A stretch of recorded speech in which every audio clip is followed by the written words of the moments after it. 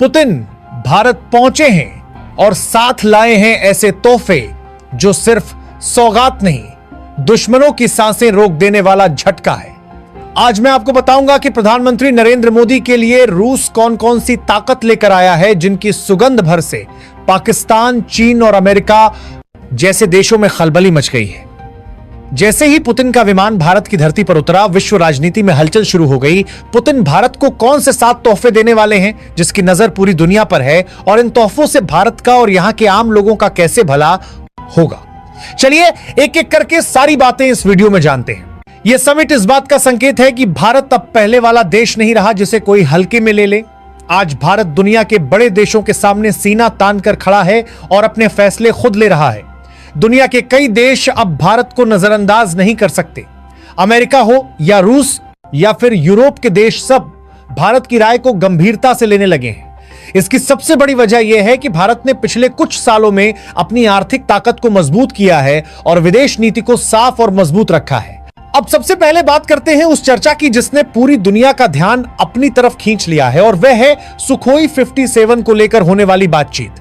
कहा जा रहा है कि यह दुनिया के सबसे आधुनिक और खतरनाक लड़ाकू विमानों में से एक है, और इसकी खास बात यह बताई जाती है कि यह दुश्मन के रडार की पकड़ से बचने में सक्षम माना जाता है और बहुत लंबी दूरी तक उड़ान भर सकता है। जब इस विमान का नाम मीडिया में आता है तो पाकिस्तान और चीन जैसे देश तुरंत सतर्क हो जाते हैं, क्योंकि उन्हें लगता है कि अगर भारत के पास भविष्य में इस तरह की तकनीक आ गई तो उन्हें अपनी सुरक्षा को और मजबूत करना पड़ेगा। यहां कई जानकारों का मानना है कि ऐसे विमानों को लेकर देशों के बीच बातचीत चलती रहती है और कई बार बात सिर्फ चर्चा के स्तर पर भी रहती है। फिर भी अगर भारत और रूस के बीच टेक्नोलॉजी साझा करने पर आगे चलकर सहमति बनती है तो यह भारत के लिए काफी बड़ी बात मानी जाएगी। इससे भारत का रक्षा क्षेत्र और मजबूत होगा और भारत धीरे धीरे ऐसा देश बन सकता है जो हथियार सिर्फ खरीदता नहीं बल्कि खुद भी बनाता है। इसके बाद जिस दूसरी बड़ी चीज की चर्चा होती है वो है S-500 को लेकर। बात यह है कि इसे दुनिया की सबसे उन्नत एयर डिफेंस सिस्टम में से एक माना जाता है और कहा जाता है कि अगर ये किसी देश के पास हो तो उसके आसमान में किसी भी बाहरी ताकत के लिए घुसपैठ करना बहुत मुश्किल हो जाता है।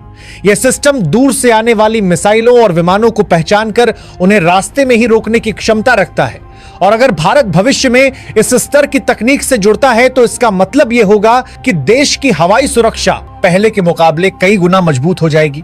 समुद्र से जुड़ा सबसे बड़ा तोहफा जिसकी बात होती है वो परमाणु ताकत से चलने वाली पनडुब्बी को लेकर है। ऐसी पनडुब्बी पानी के अंदर बहुत लंबे समय तक रह सकती है और बिना सतह पर आए अपने मिशन को अंजाम दे सकती है। दुनिया के बहुत कम देशों के पास इस तरह से की पनडुब्बी टेक्नोलॉजी है, और अगर भारत को इस दिशा में रूस से मदद मिलती है तो इसका सीधा असर भारत की समुद्री ताकत पर पड़ेगा, खासकर हिंद महासागर के इलाके में जहां कई बड़ी ताकतें अपनी मौजूदगी बढ़ाने की कोशिश करती रहती हैं।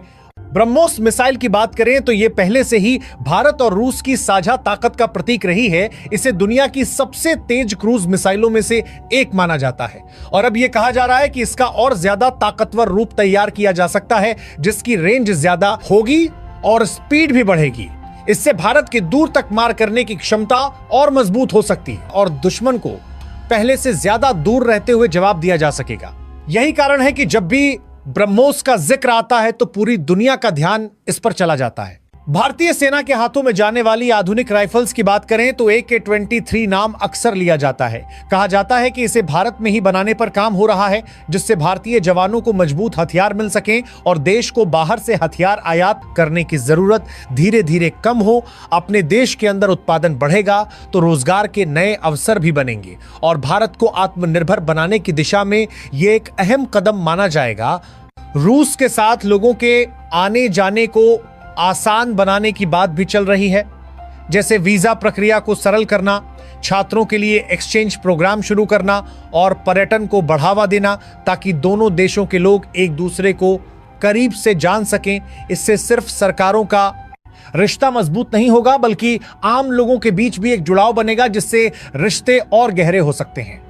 रोजगार को लेकर भी बड़ी बात सामने आती रही है। कहा जाता है कि कई देशों में इस वक्त कुशल कामगारों की जरूरत बताई जा रही है और भारत के युवाओं के लिए बाहर जाकर काम करने की संभावनाएं भी तलाशी जा रही हैं। रूस में भारतीय युवाओं को अवसर मिलने की बातें भी अक्सर चलती रहती हैं। हालांकि किसी भी देश में जाकर काम करना आसान नहीं होता, लेकिन अंतर्राष्ट्रीय स्तर पर काम करने से अनुभव बढ़ता है और इससे युवाओं को अपनी जिंदगी में आगे बढ़ने का मौका मिलता है। साथ ही भारत के स्टूडेंट्स और युवाओं के लिए बाहर पढ़ाई और रिसर्च के नए मौके खुलते हैं।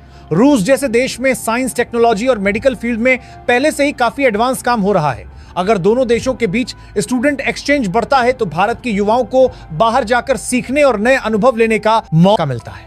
इससे केवल उनकी डिग्री नहीं बढ़ती बल्कि उनका नजरिया भी बड़ा होता है और यही युवा वापस आकर देश के विकास में योगदान देते हैं। सुरक्षा के मामले में जब देश मजबूत होता है तो आम आदमी के मन में एक अलग तरह का भरोसा पैदा होता है।